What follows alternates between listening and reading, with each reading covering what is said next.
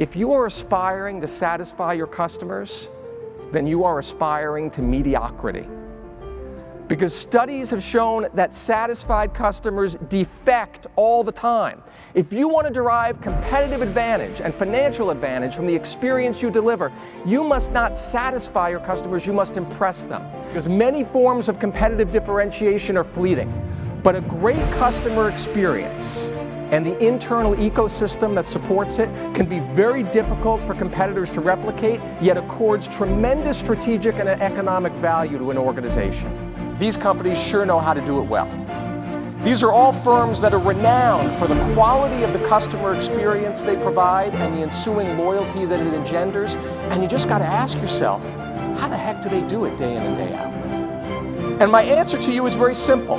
The impression that these companies leave on their customers does not happen by accident. It is very intentional. It is very deliberate.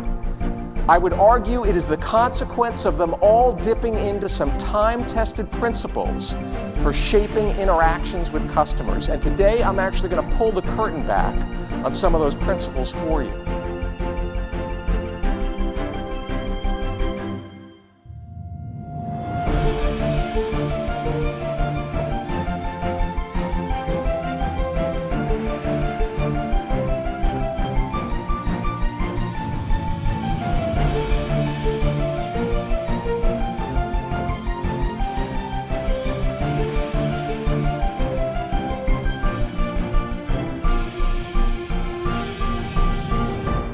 And I use this example because very often companies communicate with customers in ambiguous and contradictory ways.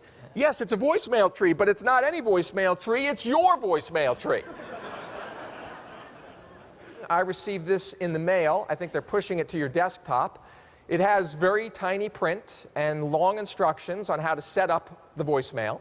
It comes with this menu that shows how you can do things like send a voicemail, change your out-of-office greeting, all that stuff. Now, folks, I'm just saying, this doesn't scream simplicity to me. If anything, it actually gives me cognitive and physical effort. And let me explain how. You know, I don't know if it's the line of business I'm in, but every time I look at this tree, it gives me cognitive effort, and here's why. Do you notice anything strange about the top-level menu?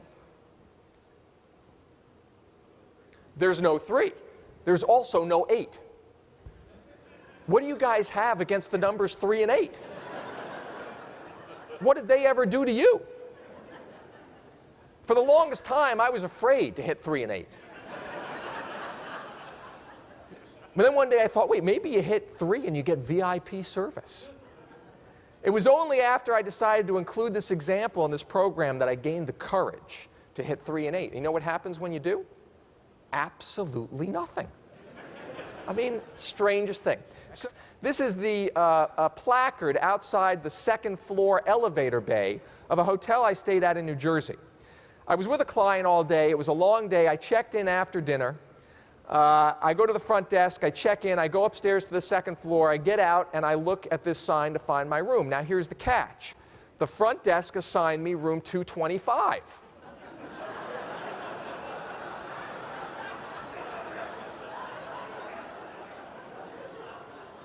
Now, folks, seriously, I stood there for 5 minutes in that elevator bay because I was convinced that I was just tired and I was misreading the sign.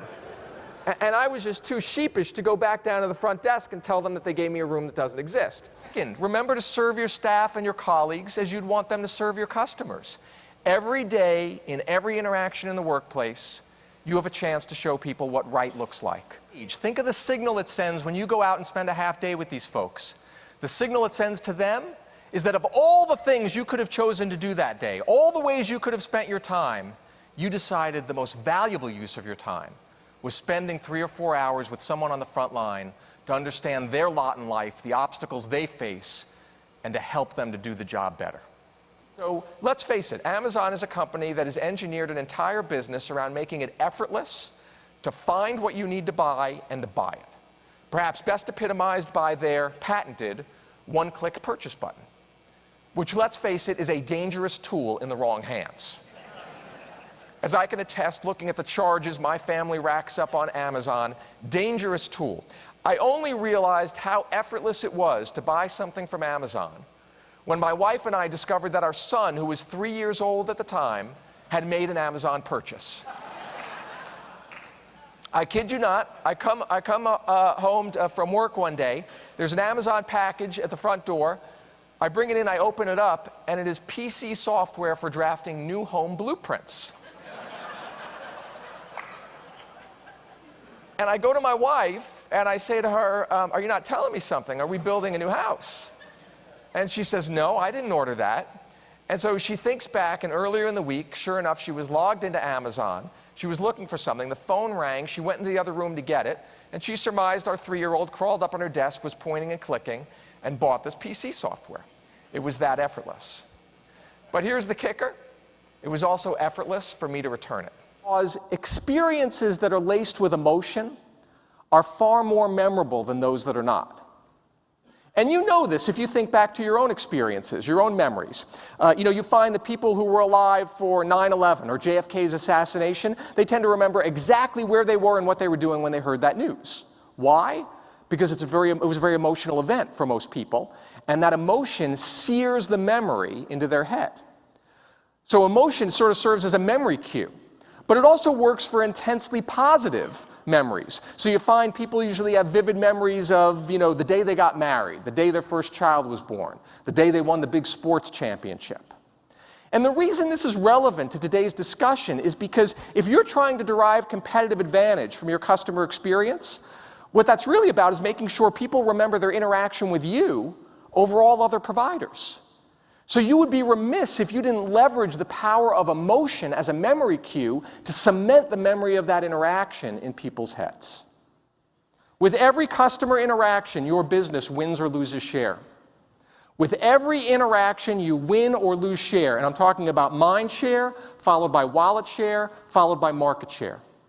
At every touch point, you have an opportunity either to strengthen customer loyalty or erode it. And great companies, loyalty leaders, they recognize this opportunity and they capitalize on it. They capitalize on it by actively managing the end-to-end customer experience. They capitalize on it by seeking not just to satisfy their customers, but to impress them.